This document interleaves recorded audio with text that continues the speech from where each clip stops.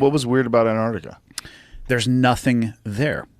So if you want to go see the emperor penguins or all of the wildlife that is available, you can't go to the interior of Antarctica, which is where we were. We were at a... wow. Jeez. So I thought that this was going to be the coolest jump that I'd ever done. And what I will say is it's probably the coolest location, just what went into being involved in that. Because we were there for a week. We did our first jump the day after we got there. And then we did the final jump the day that we left. But it's a camp... the company's called ALE, Antarctic Logistics and Exploration. It's one of the partners is Mike McDowell, and awesome Australian family. His son is out there, Tim's out there working with him, and it's a full-on camp. Like Alex Honnold had passed through shortly after we had left there. He was climbing Mount Vincent, which is the largest mountain in Antarctica. Crazy group of people.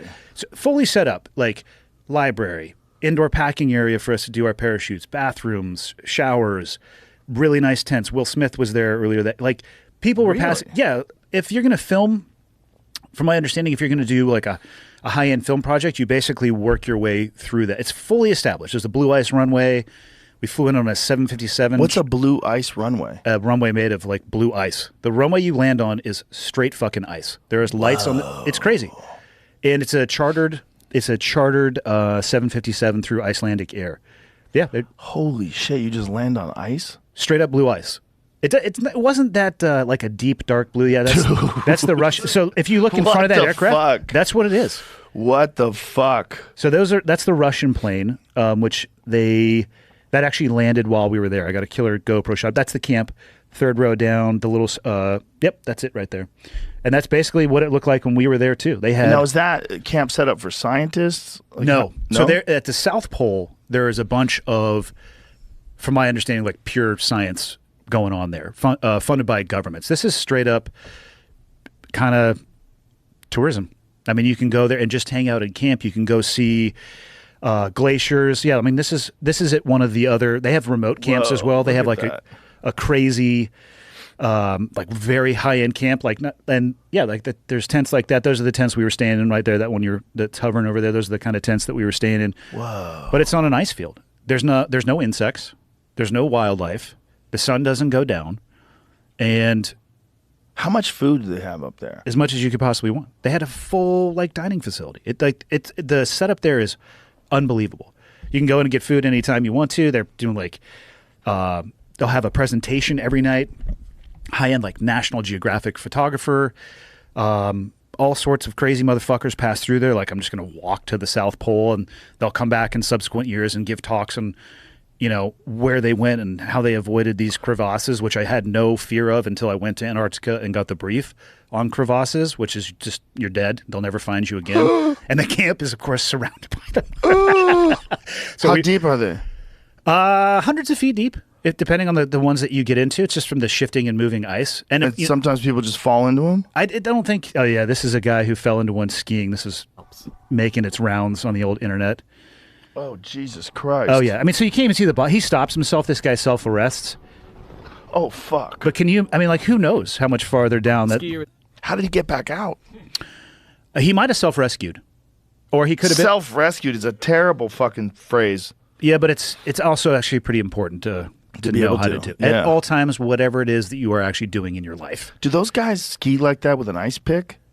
I don't think they ski with an ice pick, but I think... And I don't do this type of skiing, but, you know, the bottoms of their poles are sharp as well. So depending on what they need to climb out of, they might have crampons in their backpack. I'm assuming that the person had like a full backcountry kit with them. God, no, what do you do? Do you leave the skis behind? Do you drop them and try to save your ass? Or do you try to come up with the skis?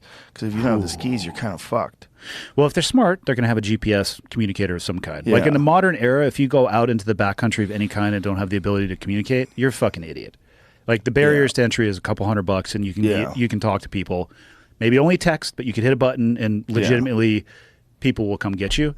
I would say it depends on the situation that you're in. I think priority should be self-rescue if you can. Yep. Yeah, he was able to get out using ice cleats and a piece of rope from his friends. So he was smartly not out there by himself, so they probably saw him go in. Jesus. He could have been done. Oh, 100%. Yeah. Yeah. Or if he hadn't self-arrested and had gone down hundreds of more feet. Broken his legs. Oh, yeah. broken his neck, died like that. See? Instead, he lives another day. Hard pass. I'm reasonable, Joe. Gets right back on the skis. So there's none of that going on in Antarctica, but we got this brief on, hey, we're getting ready to jump, and just so you know, like, here's the landing area, and everywhere else is crevasses. I'm like, oh, okay, so we should probably land in the landing area. But it was crazy. They had aircraft. They had. And how do they know that a new crevasse isn't going to open up on the ice runway? On the blue ice runway when they land the aircraft, I'm Yeah. assuming they do surveys. Oh, look, as they flattened it out. Yep. Oh. Yeah, like and that's legitimately They it. do this every Yeah. time, it says. Yeah. Every 22 hours? Yeah. Oh, it involves 22 hours Yeah. of grooming. Mhm. Oh, so Every they're just plane that constantly lands. doing it. Yeah. And they shut the camp down every year. So I just had a dinner with Mike and his son Tim in Salt Lake a few weeks ago. And then they're getting ready to head back out there, I think, in January. And they'll stay out for the season. That's probably the aircraft that we jumped out of Twin So Otter. why do they shut it down every year? The winter is just super gnarly, and it's the dark season. So instead of the sun never really going down, the sun never really goes up. So it's shitty to have people out there. So that's White Desert. That's a different place, but that's I believe that's on the other side of Antarctica. But similar concept. The people that are there all the time, they must be weird.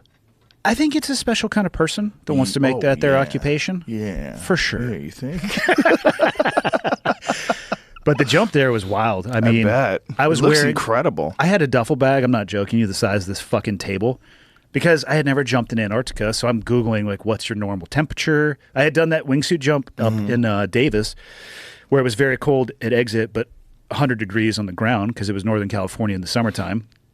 So I took this duffel bag, and I on our first jump, I put on just about everything in that bag, and I think I might have been the closest to a heat casualty that I've ever been in my fucking life. Really? Because we were in a Twin Otter, which is a normal skydiving plane, and they had the door open the whole time. They actually took the door off. But we were kind of up forward. There wasn't a lot of wind coming in. I'm talking like electronic gloves, several layers, profusely sweating underneath Oh, no. all the shit that I'm wearing. that's horrible. It was horrible because for those of you out there who don't know what happens to liquid when you jump out into a freezing environment, so you're sweating your ass off, jumping out into, it's probably in the negative 30s or 40s. Free fall, parachute, open up, and you're just like ripping off clothing in Antarctica. It was hilarious. We all overdressed for the first one, and I think most people were wearing 1 or 2 layers for the second jump that we did. So when you got to the bottom, how cold is it? 10 degrees, Oh, okay. but sunny. Like I was wearing a pair of essentially snowboarding pants and a long sleeve t-shirt, not because I needed the, oh yeah, this is actually a video that I made of the camp